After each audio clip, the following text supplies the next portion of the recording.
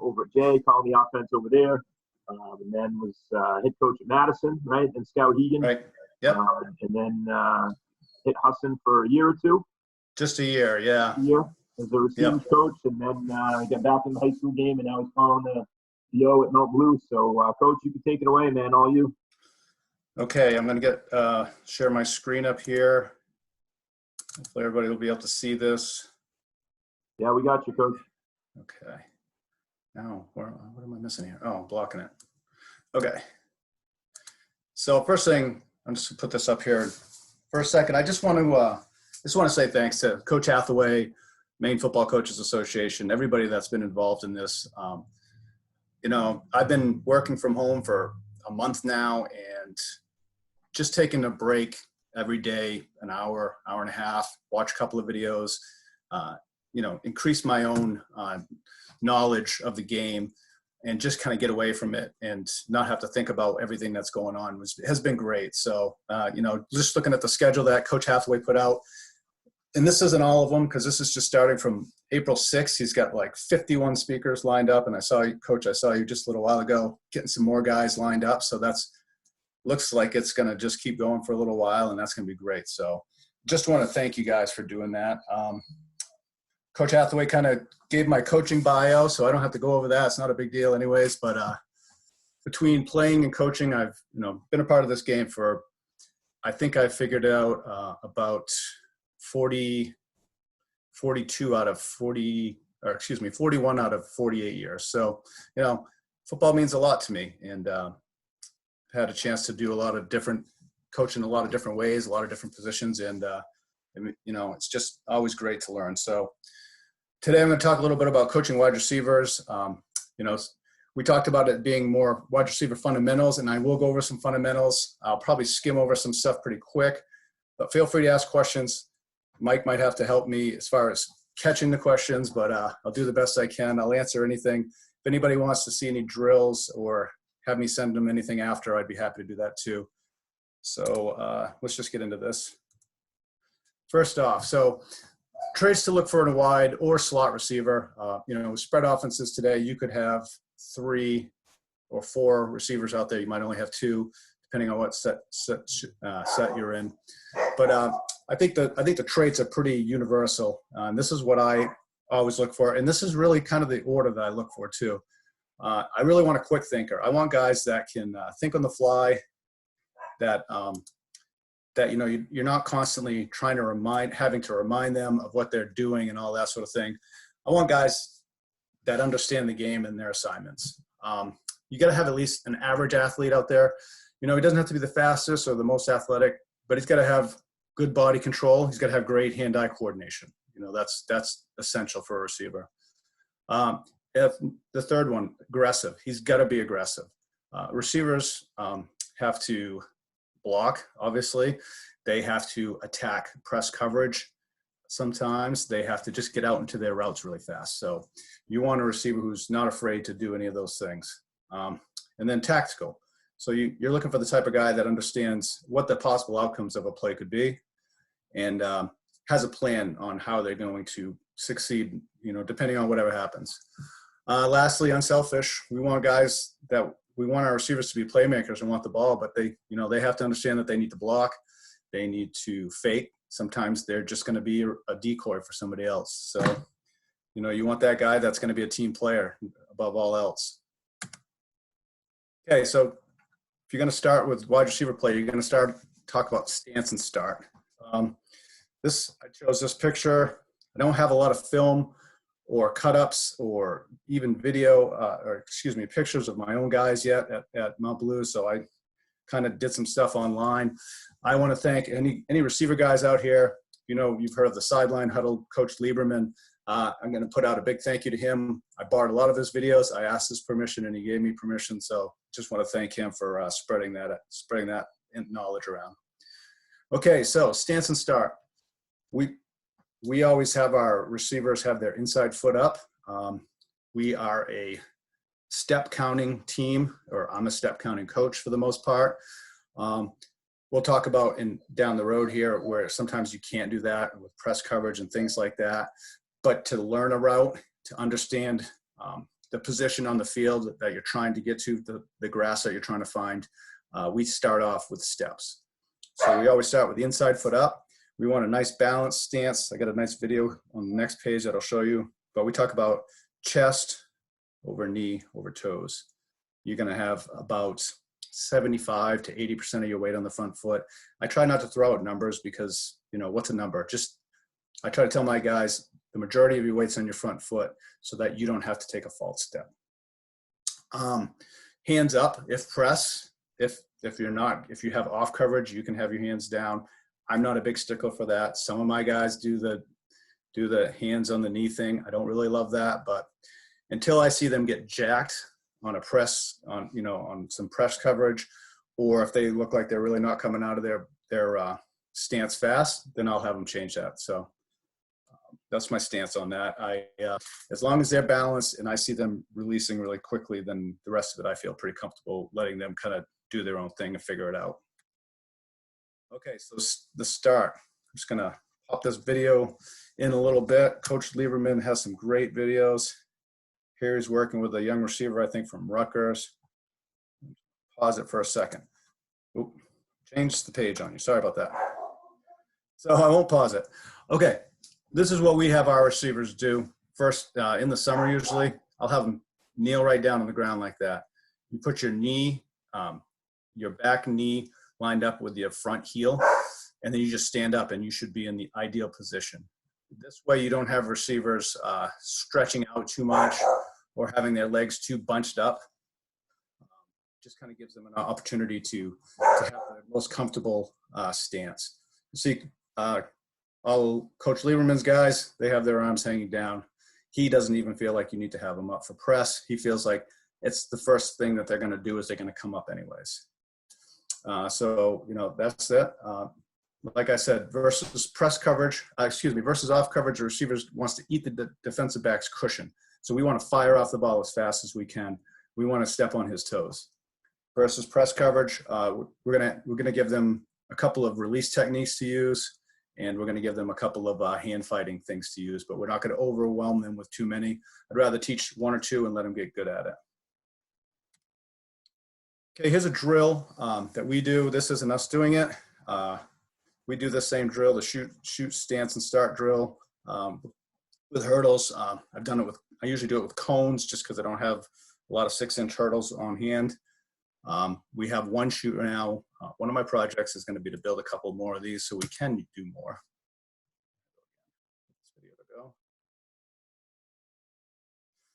Apologize, I left the volume on this one. But you see, it's just, the shoot just teaches your receivers that nice low start to get out. And then what the hurdles do is they're just teaching them how to get out and take some hard, long strides and to get to eat up that space. So if you got some older receivers, you can kind of space those hurdles out more and teach them to really drive. And this is, something, I was a track coach as well for a long time, something I kind of picked up from track, just driving out of the blocks. Same idea for a receiver. Okay, press releases. We don't see a ton of press. To be honest, I think the only team that pressed us much at all this year, Coney, maybe a little bit, and Falmouth. I think most of the time press tends to be paired with some sort of bail technique. So it's a change of pace, trying to maybe fool a quarterback or offensive coordinators on the sideline if there's no huddle. But what we tell our receivers are when the cornerback does press, you have to win at the line of scrimmage. So this is what I was talking about before. We teach 1 or 2 releases and 1 or 2 moves. So receivers can master each one.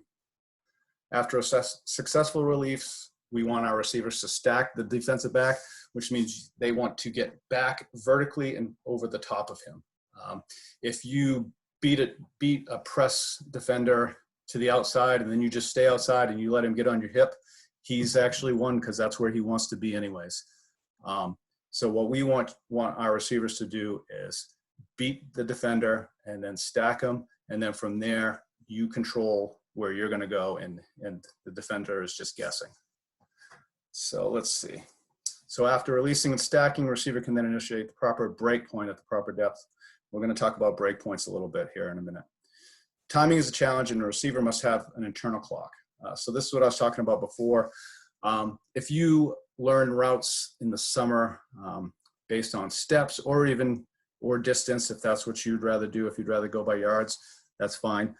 But once the receiver runs a route enough, he can kind of build up that internal clock. I need to be at this point in this much time. And once you have that, then I think you can start working that precision with a quarterback. Okay, here's another great video talking about some press release examples. Okay, so I'll just get it started. Sorry about that, guys. I'll just get this started, talk here on the side. So press releases are real simple to demonstrate and show, but they're really hard to execute. And that's because you actually have a defender out there who's trying to get hands on you and jam you up. You see this release, the receiver works hard in the opposite direction and then takes a jab. He's aiming at a point 2 yards outside or inside of that defender. When he gets that defender to commit, then he can break quickly in the other direction. You see patient but sudden a lot. We talk about that to my receivers. Be patient in your route. Get to where you need to get to, but set up the defender, be patient, and then when you know it's time to explode, explode. A couple more just examples of press releases here. You see that +2, attack him outside of his body, make him move in that direction, open up his hips, then you have. And obviously you compare that up. You compare that up with something along the lines of your hand fighting. So we teach rip and we teach a modified swim. The one that we're going to see here is called the wiper, two-handed wiper. I don't really see guys using that a lot at our level, but it certainly works. We do teach the one-hand wipe like that, and we also will rip down. So we'll go up, down, kind of, little Karate Kid stuff. Kids like it. They really like it when we do that in practice. Sometimes we even try to get them to do it with their arms closed, so with their eyes closed, so they're just reacting to the feel of where the person touches them. I just put up a couple of drills that we do. These are kind of some of our everyday drills. Got a catalog of about maybe 20 everyday drills. Try to categorize them into something for stance and start, something for break point, obviously catching the ball, all the different parts. So, I'll choose anywhere from 3 to 5, depending on how much time I have for Indy, and just kind of throw them in there. But you see, we try to break everything down into the different parts of the route, into the different skills that we're teaching. So one day we might be doing, foot fire into a break. Another day we might be doing press releases. Speed cuts over here on the other side are big. We run a lot of speed outs. We run, some other stuff where we're trying to get to an area as quickly as possible. We don't need to break down and square cut it. So, and then we do teach square cuts sometimes too. So we teach it both ways. Okay, the next most important thing, maybe more important than stance and start, but you got to start where you start, is catching the football. Pass catching to me is more about eyes, body position, and aggression than having actual good hands. Okay, everybody's got good hands. You just have to work on it. We talk about stone hands. Nobody's got stone hands. They just haven't worked on, getting their hands supple and understanding the hand-eye coordination part of it. That's the most important aspect. I try to teach the receivers to see the ball through the catch, keep their eyes on the ball. I tell them, we'll do drills, pre-practice drills, and I'll get on them if I look and they're not looking at the football when they catch it. I try to tell, we'll play a game where I'll say stripe or no stripe. So you got to catch it and you got to look and see if the stripe is facing you or not. Just trying to tie that all together. It's all just muscle memory, and the more, it's just like, a golfer, the more balls you hit for receivers, the more balls you catch. We do a ton of tennis ball drills. I encourage these guys to do tennis ball drills all summer. Hopefully they do it. I don't know. And, we're very typical. I talk about shooting the diamond, the ball's above your waist, your thumbs and your fingers are together, go below the waist, and you just drop them over. I used to be a shoot the diamond no matter what. If the ball's low, go down and get it. I realized, you know, after a while that maybe that's not the easiest way to do it. Here's another little drill on catching the football.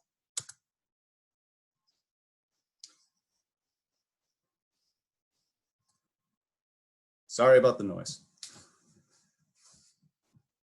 Just notice the receivers in this drill. Eyes.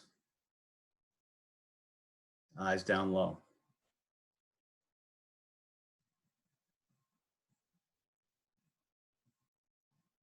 So eye discipline, obviously, is a huge part of catching the football. After that, I think the most important part is just reps. Reps, reps, reps. We try to end every drill with a catch if it makes sense. If it doesn't make sense, we won't do it. But really, we try to get our receivers, you know, 100 catches a day, even on defensive days. I try to find ways to be creative and do that. Okay, so some basic catching drills. Like I was talking about, tennis ball drills. You know, these can be one person by himself, just tossing, you know, take three tennis balls and put them in one hand, toss them against the wall and catch them in the other hand, and try to catch all three. So you toss one, catch it, toss two. Now you've got two balls in your hand. Toss three and catch three. Just do that back and forth. You'll get better hands. We do goalpost catches pre-practice every day. I expect my receivers to get over there in pairs and catch 10 balls each. And what we do is we'll have them simulate a one-step, break back, arms on both sides of the goalpost, catch the football, look at it. Then we just do the standard jogging forward in a line. I'll throw them high and low balls. We'll go left, we'll go right.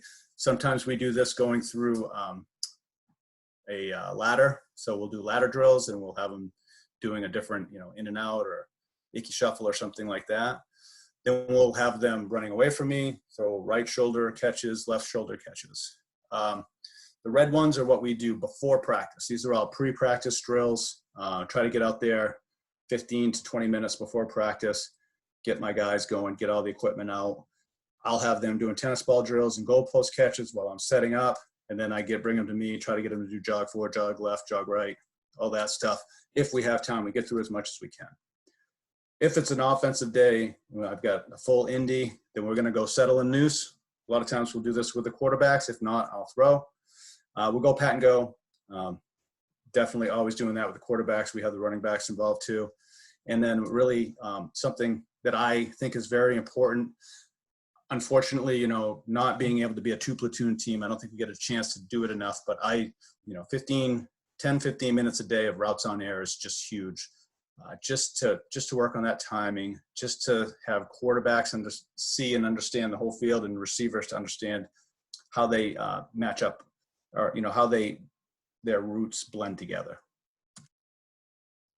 Okay, break points. So break points is what route running is all about, right? I mean, everybody can run a go, fade, whatever you want to call it. You know, that's a straight line, fast as you can, maybe fading to the outside, just trying to use your speed, okay? But probably 95% of pass routes in football have a break point. They have some place where you need to change direction. So we talk about it a lot. Like I said, we talk about on steps, when to break. We try to explain to them on a hitch, you're gonna break on your either second inside or second outside step, depending on what kind of footing you're gonna use, and I'll show that in a second.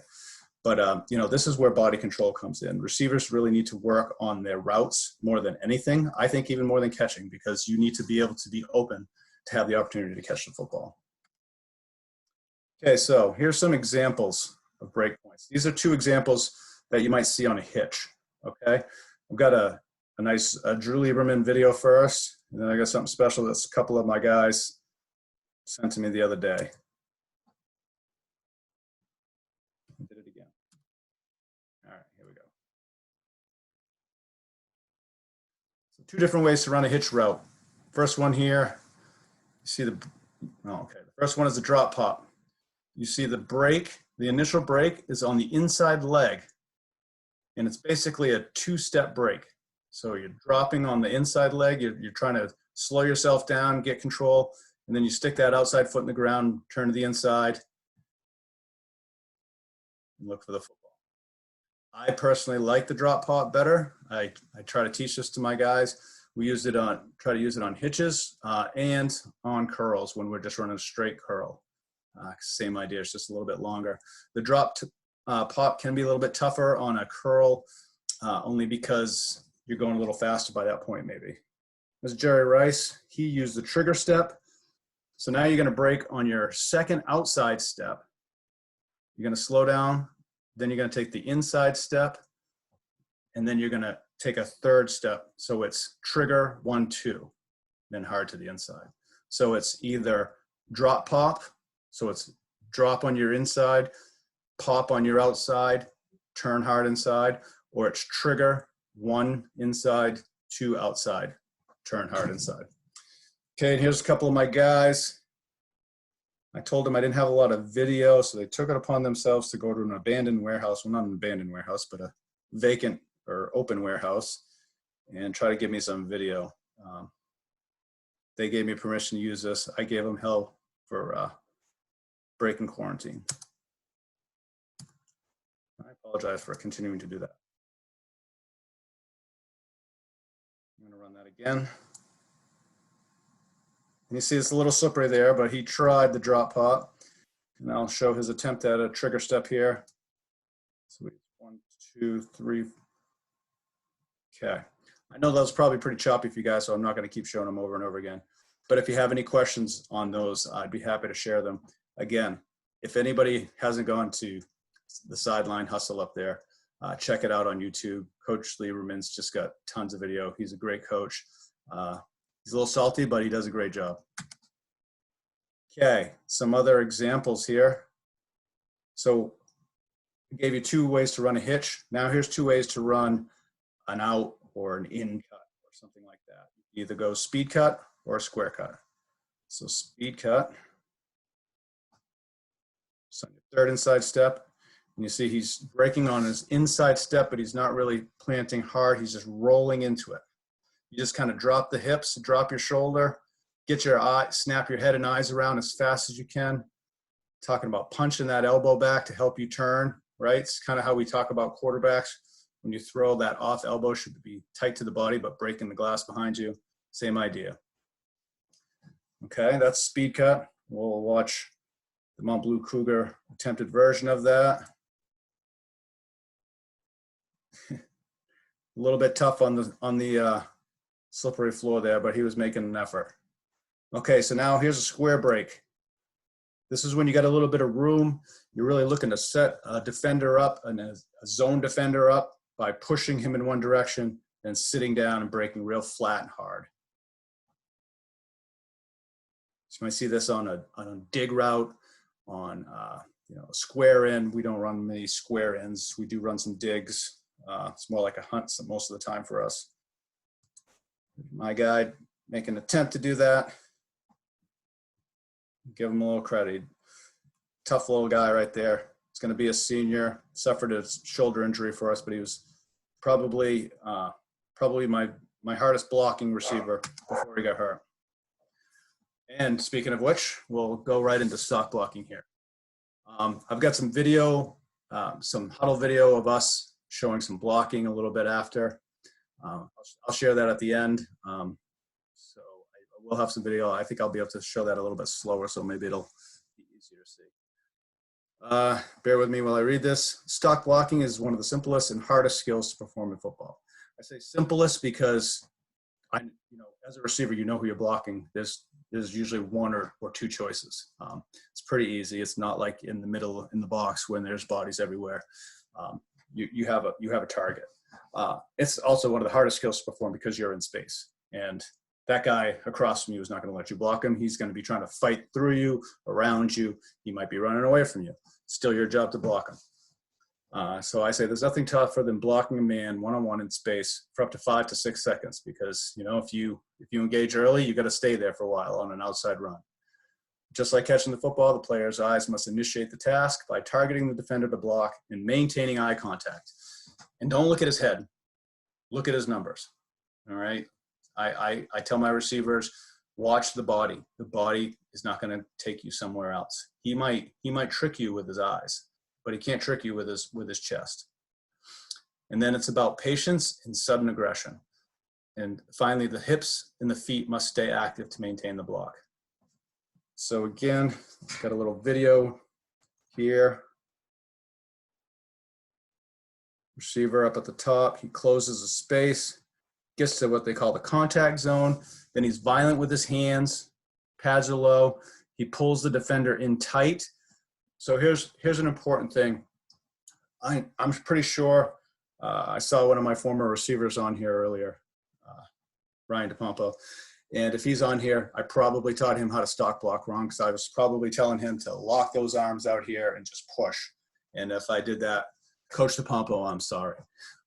What I've learned over the years, and I think we did it really well in 2017 when I was at Husson, is you make that initial contact and punch, and then you pull that man in tight to you, okay? And you maintain inside position with your hands, and you can now steer him, all right? And yes, I'm talking about grabbing onto some shoulder pads here. I think we all know that that happens. The important thing is, if he rips away from you, let go, and then re-engage. Don't try to fight and hold on. If he tries to break and get inside leverage on your hands, he hits your hands away, you rip back down and get in there. Okay, so here's my stock blocking progression. This is how I teach it to my guys. So we say, we're going to attack. We're going to close the space between you and the defender. I tell him to step on his toes as quickly as you can. Break down. So as you get close, you're going to start to foot fire, keep those feet moving so you can move in any direction quickly. Once you get into what you feel is your area to attack, you're going to fire your hands tight. You're going to punch the sternum. I tell them to punch on each side of the sternum, aim for the nipples. Then you're going to power step. You're going to get low feet. You're going to get low pads, wide base. Your feet are staggered, and you're going to keep running the feet as you pull the defender in tight. Okay. Keep the hands inside, as I said. Fight to maintain inside position, and redirect if needed. Keep foot firing. I tell my guys, you're going to block him to the echo of the whistle.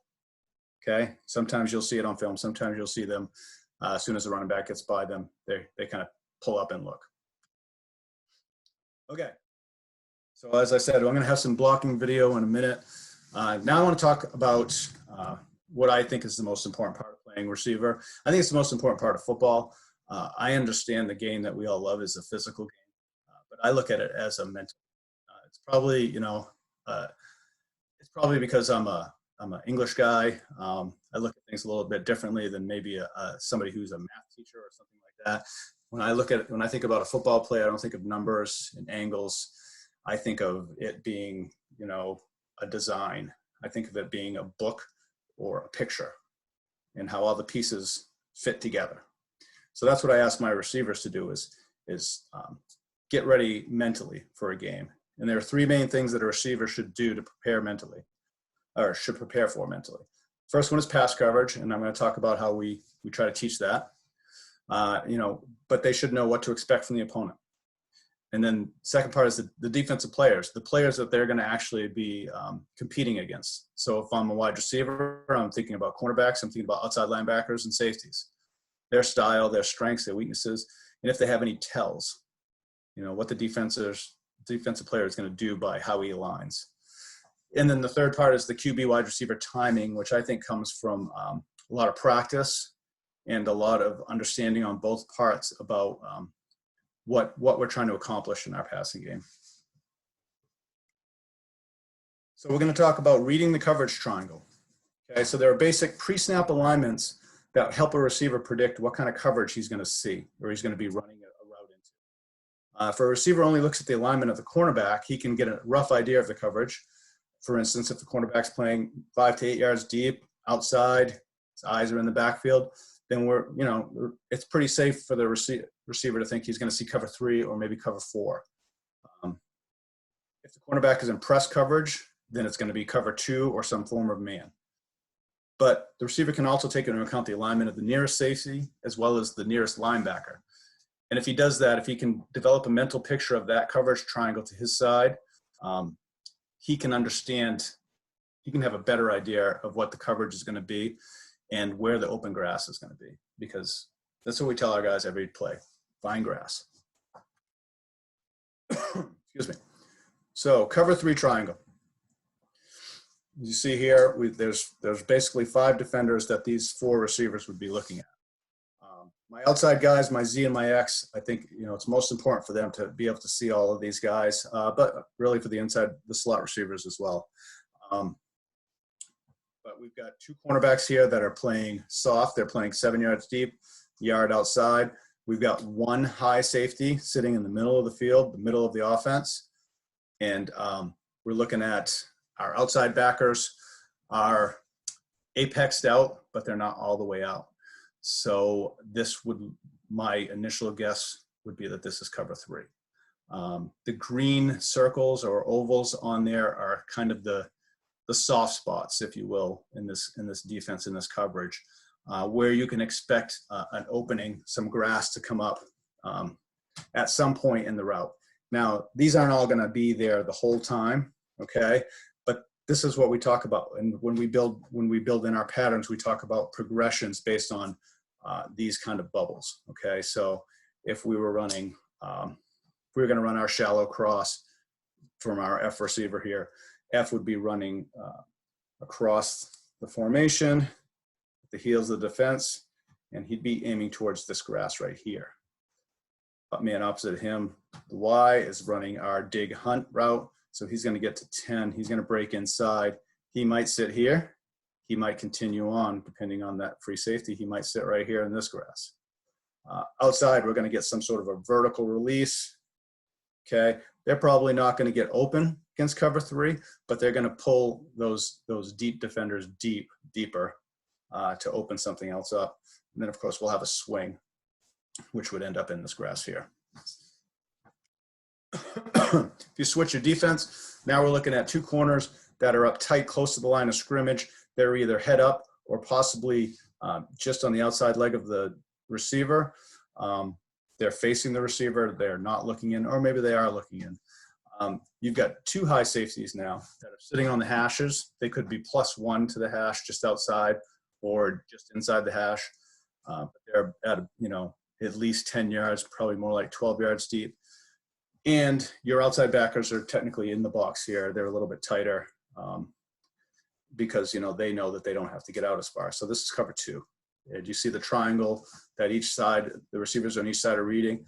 And you see the open grass areas are different, a little bit slightly different. So say where we're going to run our fade out combination, which we, you know, sometimes we mirror. We don't always have to, but say we're going to run a fade out. We're going to get a fade here. Oops, excuse me. We're going to get a fade here. He's going to push to get a mandatory outside release. If this cornerback, you know, rides him a little bit and then lets him go, then the quarterback knows that he's going to have a window here, hopefully before the safety can get over. This corner might actually play soft or some sort of palms coverage and run with him. Now our wide receiver, who's going to be running his speed out, should be open here. Cover 4 triangles, very similar to cover 3, except you see the 2 high safeties. Really, when we see cover 4, we expect our quarterbacks to take their first read, which is probably going to be something underneath, throw it, throw it, throw it, throw into grass.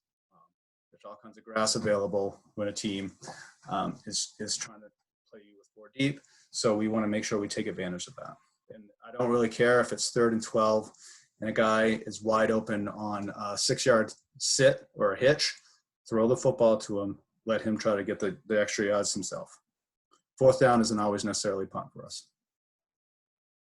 Okay, a little bit different. You might see some combination coverages, particularly when you move to a 3-by-1 set or maybe an empty set. What we most commonly see is what I call 42, just cover 4 to the 3 receiver side, and cover 2, or it could be man with a little help from the safety on the 1 receiver side. To us, the biggest way that we're going to know that this is probably cover 42 is on the 3 receiver side. this backer is out at least between 2 and 3, and he might be all the way out over number 2 because he needs to get to the flat. So he's going to make sure that he can get out there. And if you put your trips to the field, he's got a long ways to go. Coincidentally, I like running trips into the boundary, but that's opens up some other things. Okay, and then you have your man coverages. There's obviously a lot more coverages than what I just showed for zone, but those are the 4 that we see the most, which is 2, 3, 4, and some sort of combination, what I call 42 usually. Cover 1, man free. This is usually the way you can understand if a team is in man free is the defender is going to be lined up over or inside of you, and his eyes are on you, and he's not looking into the backfield at all. So he is keyed into you. And so I tell my receivers, if you know it's man, then it's gonna change the way you run some of your routes, only because, excuse me, we have certain routes where we're gonna stop in grass, but if we're in man, we know that we're gonna probably keep continuing to run. Cover 5, not one that I see a lot. It's cover 2 man basically, but we've seen Coney run it before. As if teams continue to maybe throw the ball a little bit more as we go, you might see more and more teams running some of this sort of thing. Normally you see 5 in the box, you say run the football. But you got to have an answer if it's 3rd and long, or if you can't get 2 yards inside against that 5-man box. So you got to have some way to beat this through the air.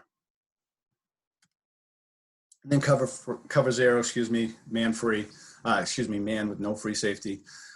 Typically, I drew it up versus empty. That's about the only time that I think we'll see 0. If we're seeing 0 any other time, then we know we're probably getting a 6 or 7-man pressure coming, and we're just hoping that we're going to be able to throw hot and we're not running into it. Okay, so there's my presentation. I'm going to stop this for a second. And I'm just going to find my other screen to share with you. Okay, I'm back here.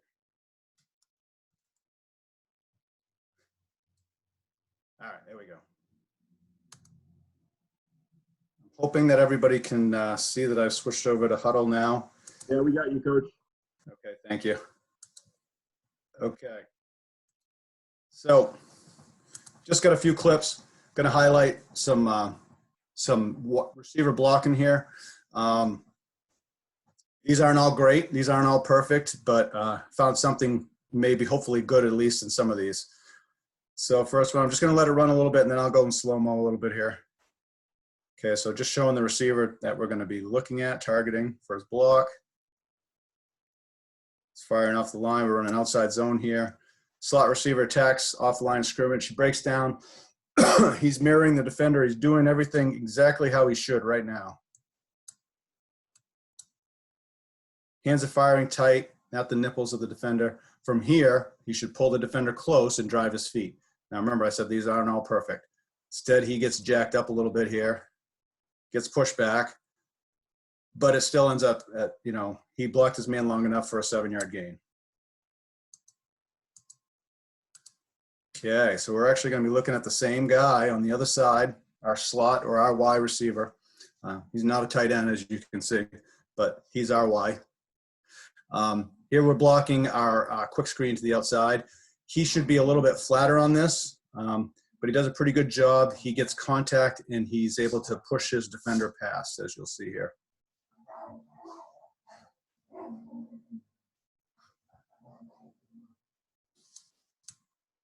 See, I'd really like to see him right now be right in here instead of up where he is. We always tell our guys to go flat and then climb if they have to. But he's able to get a hand on and drive them past. We end up with a nice little gain. Okay, we've got another outside zone. Now we're going to be looking at our outside, our X receiver. This kid was a senior, just did an excellent job. He got hurt and missed most of the season, unfortunately. I would like to see him a little bit more aggressive here on the punch. He kind of took it, but he's gritty and he keeps his feet moving and he keeps fighting. I'd like to see him keep his head up a little bit more, but you see, he really was responsible for that touchdown by just staying on that guy. Okay, here's a screen. I'm going to look at that same X receiver. He's got a double read here. He's reading most dangerous man. It could be the corner. It could be the outside backer. If we were reading a coverage triangle, which we're going to do after this, I would look at this and I would, if I'm the X receiver, I'm thinking this is cover 4. He might expect to block the linebacker here, but as you see, as this one unfolds, the backer kind of isn't real aggressive. So he determines the corner to be more dangerous. Again, I'd like to see his hands on the inside, but he blocks long enough to keep that man out of the play.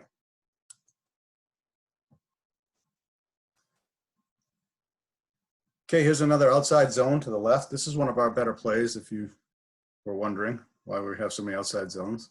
This is a new X receiver, stepped in when the senior got hurt. Coming out, he's mirroring his man. He's a big, tall kid, so I'd like to see him break down a little bit better. But the receiver fired out, got on the DB's toes. Now he's got his hands inside, and he's moving his feet, and that's the big thing. He got a little tripped up there, but he held on long enough to let the running back get by him. Another outside zone here.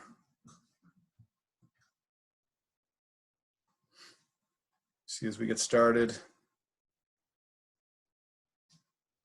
See both receivers. Oops. Sorry about that. See, I said this is a good example of good perimeter blocking. I'll just back it up a little bit. Both the outside and the inside receiver, they target their man. They lock on. They keep their feet moving. They pull them in tight.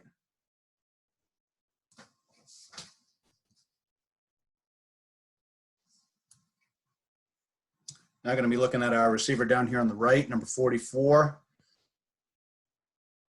We're on a little Q counter here.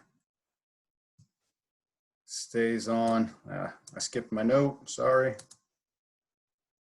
Just gave him good work here. It's not perfect, but he keeps his body in a good enough position to shield the defender. I'd like to see a little bit more contact throughout the block, but that's okay. Here's our big, tall X receiver again, a little bit closer to our press coverage look. He fires out. He knows he's got this guy stuck to the sideline. He just wants to keep him there. I would have liked to have hold on for another second, and this guy doesn't get involved in this play.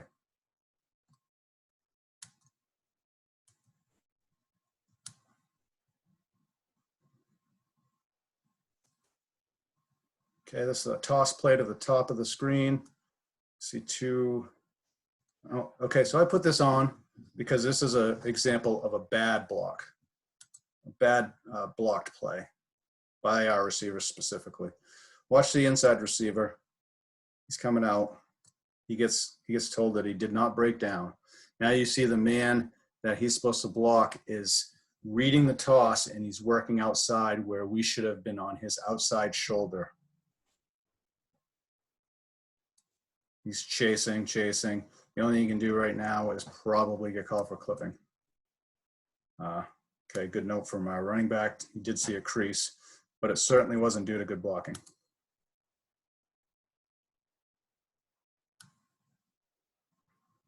Okay, here's a counter off a jet fake. Looking at number 44 down below.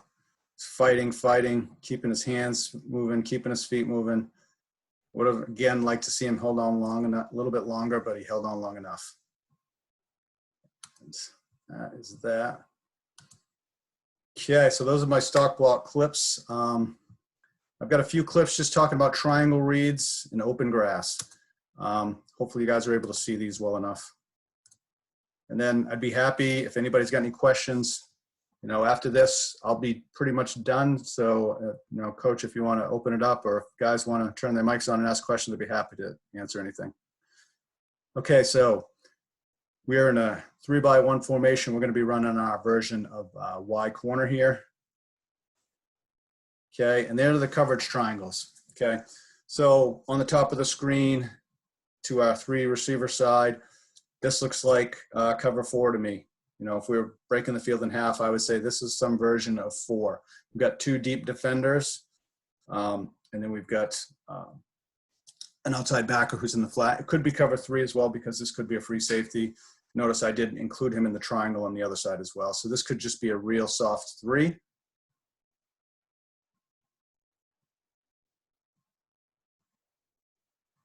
As the play develops, see 3 guys are triggering to the bubble right now. So actually, as far as coverage goes, as soon as we saw this, hopefully my quarterback and receiver understand what's happening. There's the grass. That's where somebody needs to get to. You see we've got 2 receivers headed in that general direction. There's also a large piece of grass right here too. You see a receiver sitting down in the grass. I don't love it when they clap like that, but he finds the grass. And I don't care. He should have settled even a little bit sooner, but he settles. He gives his chest to the quarterback, and then he makes a nice tight turn. I think I forgot to run my settle and noose drill video earlier. I'm sure most of you guys have seen it. But when we teach our guys, when they catch the ball on settle and noose, to just turn their shoulders and get up the field, usually to the side the quarterback is throwing the ball on. And he does an excellent job of that this time. Gets up the field, makes one guy miss, and now we've got a big play.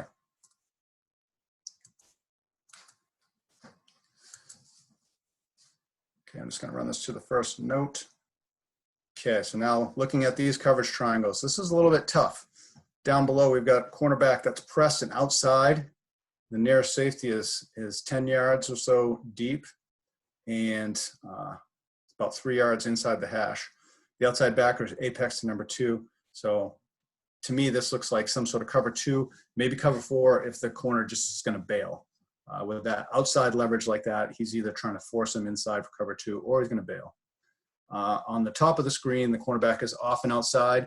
The nearest safety is 12 yards deep and on the hash. And the outside linebacker is actually in a rush position. Okay, so technically for reading the triangle, he's there, but we expect him to come. Okay, so we would, we know that the next backer would probably be responsible for flat over here.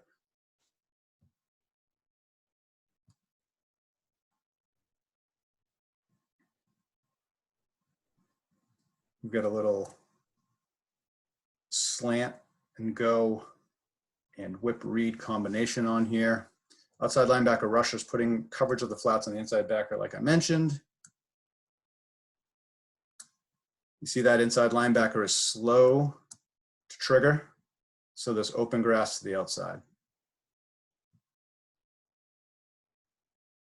Quarterback identifies, makes a nice throw to his receiver, leading him, giving him room to run up the sideline.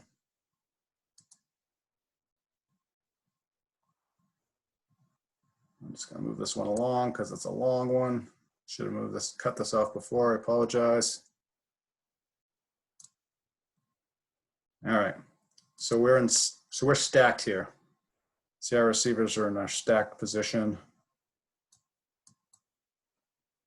Looking at the top here, we're in some sort of 2 look. Down below, we're kind of the same, except you see there's no outside backer to speak of, so really this guy would be responsible for this hook to curl zone. We're going to be looking at the top on this play. That's why I like stacked receivers, because cornerback isn't able to jam anybody. We get a free release. He's immediately put in a trail position when we score. Okay, here's our version of Y corner again. On the top, on the backside here, we're running a little bit of a sit bubble concept. Again, you can't see receiver, defender's really tight here. Outside linebackers in rush position, corner safety is deep. So we're thinking cover 2, because now this this backer does not have to get all the way to the flat if this corner stays.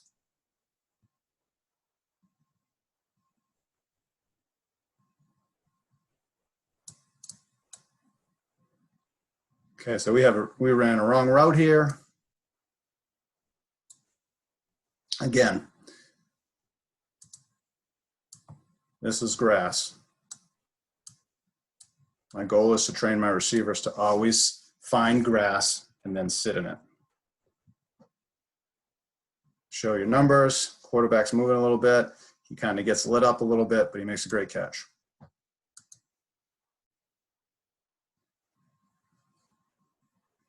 Okay, got our 2 look here and our 3 look here. I don't know, maybe I should call this coverage 32 or something like that. This was Falmouth gave us this pretty consistently all night.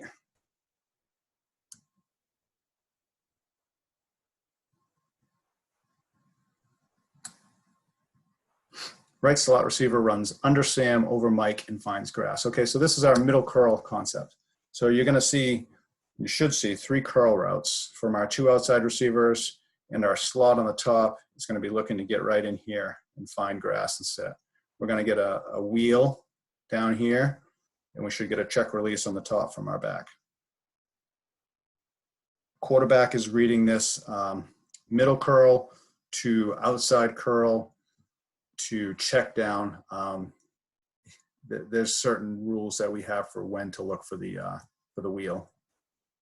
You see in this case, there's grass there. It's a little bit off the screen, but there's the grass. Our receiver has sat down. Now he makes this nice quick turn, gets up the field. I mean, some of these, it looks like we actually know what we're doing. And, you know, it's pretty exciting.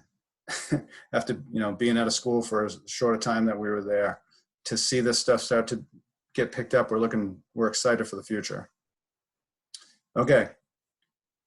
Here's a team. We're in a 2-by-1 set with two backs in the backfield, and we get a straight cover 3 look. This is as easy a read as possible. You got 2 corners playing 5 to 7, free safety in the middle of the formation. The outside backer to the 2 receiver side is out wide. He's actually out wider than our number 2 receiver. But even if he's out there, he's still got to react properly. Okay, so the release of this slot receiver affects the eyes of the outside backer. We should have the flats. This is our version of stick. We run a little bit differently. A lot of teams will run a go by 1, some sort of an outcut by number 2, and the stick or the hitch or whatever you want to call it from number 3. We just kind of switch that up a little bit, and we'll have 2 and 3 kind of switch up what they do.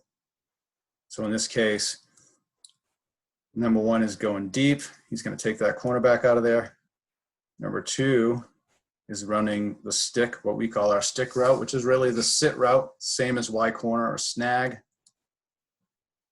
And you see where the grass is going to open up because this backer, this dude right here, is in no position to play the flats now. See our back, who maybe coming out of the backfield, got lost a little bit, is headed right to that grass. Now this outside backer actually does a pretty good job of recovering, and the ball was delivered a little bit late, but it's still a 5-yard gain on first down. Pretty much straight cover 3. Now this is where we talk about our receivers firing off the ball, eating up the cushion, trying to step on the defender's toes. Okay, he gets a strong relief. He's going to push that cornerback deeper into his drop. Trigger steps, really kind of bad footwork. It's about a trigger and a shuffle. But look at the space he's got. Catches it against his body, which is horrible. I'll give him a hard time about that the next time I see him. But he's still, you know, it's about a 8 or 9 yard completion on first down again.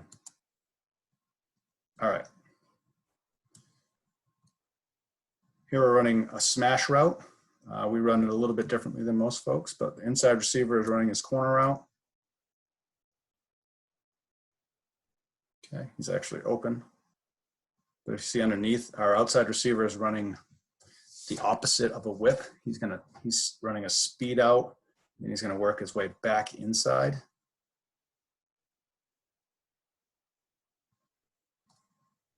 Really, I think this clip should have been on here. All right, here we go. I think I added a clip by accident. I apologize for that. Okay, so here we see a cover 3 shell. We're running smash into it. That's the routes that the receivers are going to be running. On the snap, I mean, this guy right here is in trouble because he's trying to get all the way out here to the flat, and this receiver is going to be reading him when he comes back. So if this backer had flown out here super fast, our Z receiver would have run back past him into this vacated area. But where he's kind of slow to the flat, see where the grass is, you see our receiver sitting out there just waiting. Comes to the football when it's in the air, does a great job. My other receiver does not do a good job blocking here, but he ran a great route before.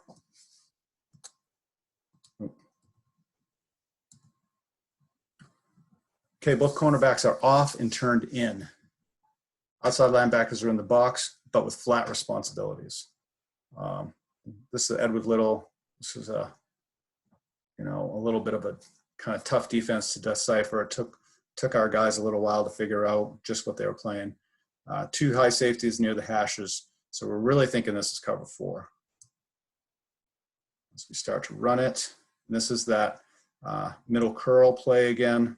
So you're going to see our slot on the inside, who's in a tight position, almost linebacker position. So we always tell him under Sam, over Mike. So here's Sam. He should be cutting in front of him and then getting behind Mike into this area right here is where he's looking to get. And that's just what he does. I'd like to see him sit down there. The back judge is probably in the way a little bit. But again, this is a quarterback who we had to move to receiver when we had a couple injuries. He did a great job for us, but could have been a little bit sharper, crisper there and given his numbers to the quarterback. I'll remind him of that if he's playing quarterback next year. Okay, here's that same kind of triangle that we've been seeing from Edward Little. Really, this is the other backer, but he's in a stand-up rush position.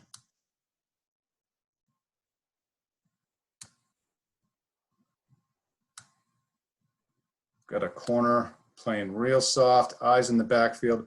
We're running mesh here. So you see our inside receivers are getting ready to cross. Outside receivers are running our corner out combination. And this grass, the quarterback does a great job of leading him into the grass.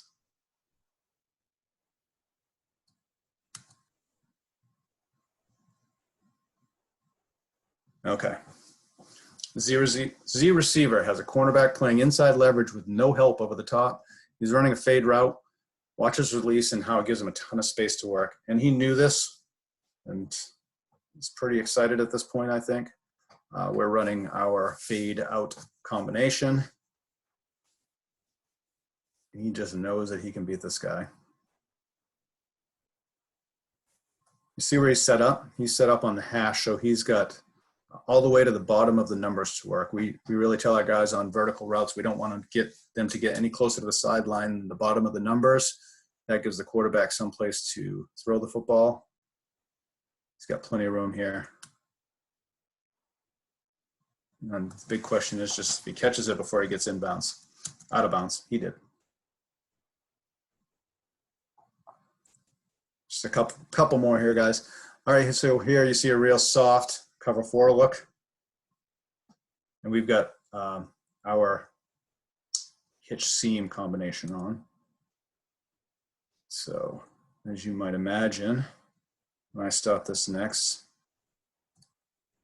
there's a ton of grass. Now, for whatever reason, it was cover 4, but this corner kind of sat a little bit. So quarterback made a good read to go to the side. I'd rather have him go to the side anyways if we're on a hash It's a shorter, easier throw. He could have taken a chance and maybe tried to throw the seam, but when you're this open, get it to a dynamic playmaker in space, and if he makes a guy miss, it's a big play. 17-yard gain anyways. I think that's it. Oh, one more. No, I think I got maybe two more. Okay, so this is a slant.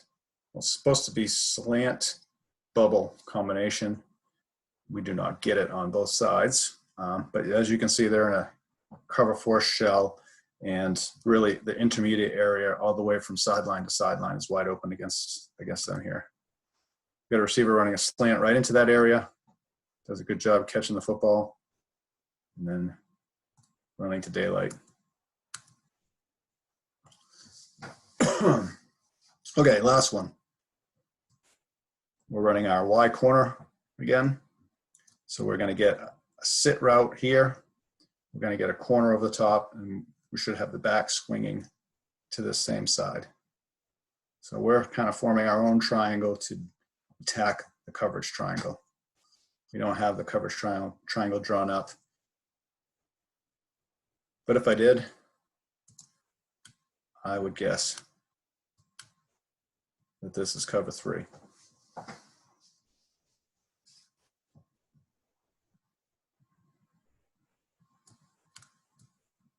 You see we've got a linebacker here who really doesn't know what he's doing in coverage on this play. Not sure. Eyes are in the backfield. Maybe he was fooled by play action. But we just sit down. And really what I wish this receiver would have just kind of stopped right here and because this defender was moving with the quarterback's eyes or the play. So we would have been even more open back there. But as it is, he catches it in space. And that young man was pretty fast.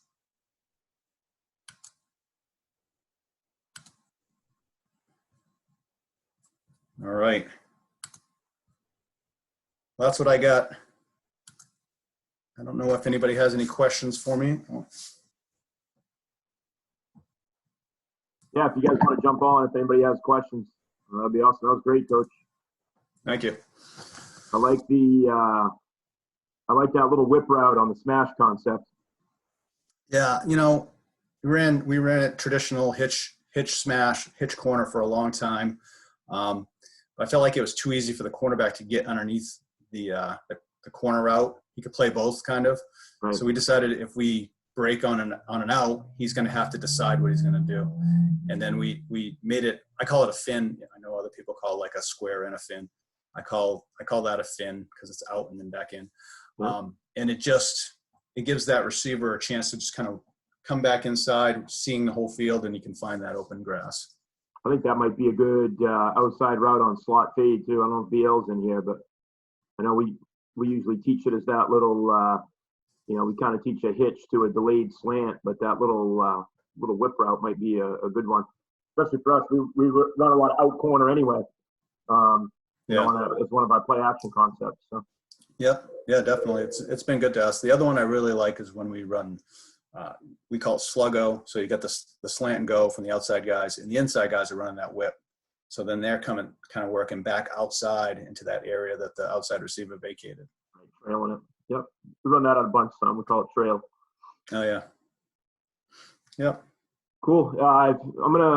Coach Goff has got a question here. When the wide receiver shoots his hands, the cornerback and pulls him in tight, what is the fine line between holding and not?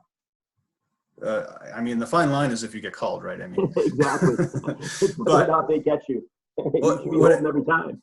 Yeah. What I tell my guys is you have a better chance of getting called for holding is if you have your arms extended and you're out here, and you're trying to grab that guy. If you get up and tight, now you can steer him. You're stronger here, with your arms flexed, and it's harder for them to see, quite obviously, quite honestly. Usually you get called for it if you kick the guy's ass. That's what happens. Yeah. And then I always start yelling at the official, like, kicking a guy's ass isn't a penalty. My receiver's actually blocking somebody. You shouldn't be calling that. We get that sometimes when our guards are pulling too, and they do a good job of getting their hands inside on the end, and they bury that dude and, pancake him to finish, and we get called for holding.